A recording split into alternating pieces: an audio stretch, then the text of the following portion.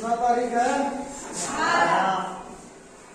विज्ञान विषय है नहीं लेकिन फिर भी पढ़ा है ना। विज्ञान, विज्ञान किसको कहते हैं?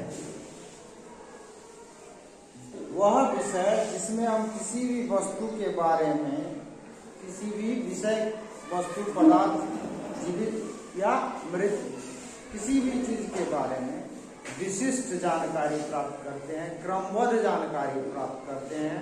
कैसे? तो उसका अनुप्रयोग और विभिन्न तरह की प्रयोगों से, आकलन से, अवलोकन से, है ना।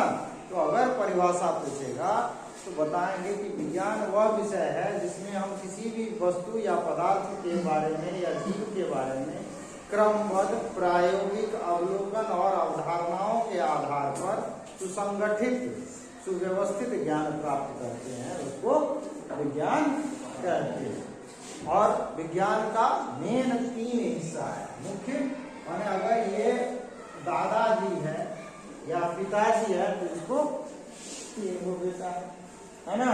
तो अगर ये दादाजी ही मान लेते हैं तो मेन 3 गो बेटा है, 3 गो बच्चा है, बेटा हो या बेटी कोई फर्क नहीं पड़ता, 3 बच्चे है ना। अब आता है विज्ञान का, तो पहला कोई एक रखो तो एक हो गया जीव विज्ञान। क्या हो गया? जीव विज्ञान। एक दूसरा हो गया भौतिकी, भौतिकी है ना। भौतिकी शास्त्र भी लिखा रहता है और कहीं भौतिकी विज्ञान भी लिख सकते हैं, तो हम शॉर्ट में लिख देते हैं, है ना। तीसरा हो जाता है रसायन, रसायन शास्त्र लिखो या रसायन विज्ञान। हम लोग के वेद से जुड़ा हुआ है, पुराने शिक्षा पद्धति से, तो उसमें शास्त्र होता था, इसलिए सब में शास्त्र। अब मॉडर्नाइज हो गया है, सारा वर्ल्ड वाइड हो गया है, तो वो साइंस कर गया। अब भौतिकी के भी कई हिस्से हैं, इसके भी कई हिस्से हैं, लेकिन वो आप उधर नहीं करिए, है ना। लेकिन यहाँ पे 2 हिस्सा एक हम और कर सकते हैं अभी। एक है जीव जंतु के बारे में पढ़ते हैं, उसको जंतु विज्ञान, और पेड़ पौधे के बारे में पढ़ते हैं उसको वनस्पति। इस तरह से विज्ञान के ये हैं। भौतिकी के भी बहुत सारे हैं, रसायन के भी, है ना। जैसे रसायन के होते हैं कार्बनिक, अकार्बनिक और भौतिक, है ना, या सामान्य। इस तरह फिजिक्स के भी हैं बहुत सारे, उतना में अभी आप लोग के लिए है नहीं, बस इतना समझने के लिए। अब जीव विज्ञान किसको कहेंगे? तो जिस विज्ञान में जैसा हमने पढ़ा कि अवलोकन, अवधारणा, प्रयोग, अनुप्रयोग के आधार पे किसी भी वस्तु या जीव जंतुओं के बारे में क्रमबद्ध संगठित ज्ञान प्राप्त करते हैं, तो वो चीज तो विज्ञान है। विज्ञान में तो वो पढ़ेंगे, और किसके बारे में यहाँ पढ़ेंगे? वही सारा चीज, जीव जंतु के बारे में, पेड़ पौधे के बारे में। तो जिस शास्त्र में, जिस विषय में जीव जंतु और पेड़ पौधे, चाहे वो सबसे छोटा हो चाहे सबसे बड़ा हो, है ना, जीवित हो या जीवित प्राणियों से रिलेटेड हो, उसके बारे में अगर हम अध्ययन करते हैं, किस तरह से? कोई प्रयोग से, जानकारी से, तथ्य से, आकलन करके, अवलोकन करके, जानकारी अनुभव करके, तो वह जीव विज्ञान। भौतिकी, इसमें किसी भी वस्तु का मापन, इकाई, उसका गति आदि का अध्ययन करते हैं। भौतिक संरचना, भौतिक क्रियाकलाप उसके आधार पे करते हैं, तो वह सामान्य भाषा में उसको हम भौतिकी कहेंगे। और रसायन, जिस पदार्थ में आपसी प्रक्रिया, जब 2 और 2 से अधिक पदार्थ किस तरह से प्रक्रिया रिएक्ट करता है, प्रक्रिया करता है, उससे क्या बनता है, या हमारे शरीर में होने वाली चयन, अपचयन आदि क्रियाएं, वह भी रासायनिक अभिक्रिया होती है ना। बहुत सारे वस्तु जो हम खाना ही बनाता है, उसमें भी बहुत सारी अभिक्रिया होती है, भौतिक अभिक्रिया होती है और रासायनिक भी होती है ना। अगर सो नहीं होगा तो उसका टेस्ट अलग ही क्यों बन जाएगा, बहुत सारी चीजें हैं इस तरह से। अब उसके आधार पर अब जंतु तो जंतुओं के बारे में, जीव के बारे में, चाहे वह वायरस हो, बैक्टीरिया हो, माने जीवाणु, विषाणु, शैवाल, कवक या इससे रिलेटेड कोई हो, या बड़ा बड़ा पेड़ पौधा, छोटा पौधा हो, साग सब्जी हो, तो साग सब्जी वाला, पेड़ पौधे वाला इसमें पढ़ेंगे, शैवाल वाला इसमें पढ़ेंगे, और इसमें जीव जंतु, उजाड़, है ना, और हम लोग वेद सब करेंगे, है ना।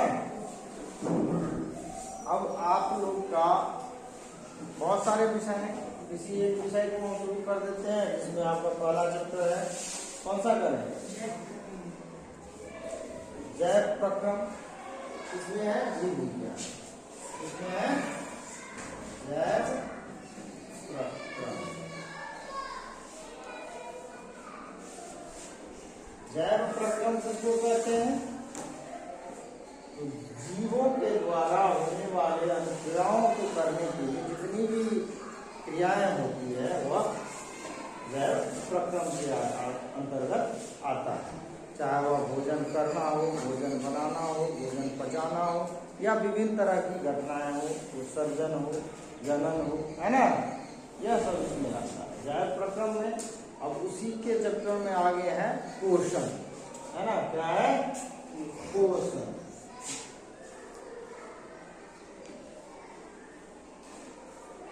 क्या है?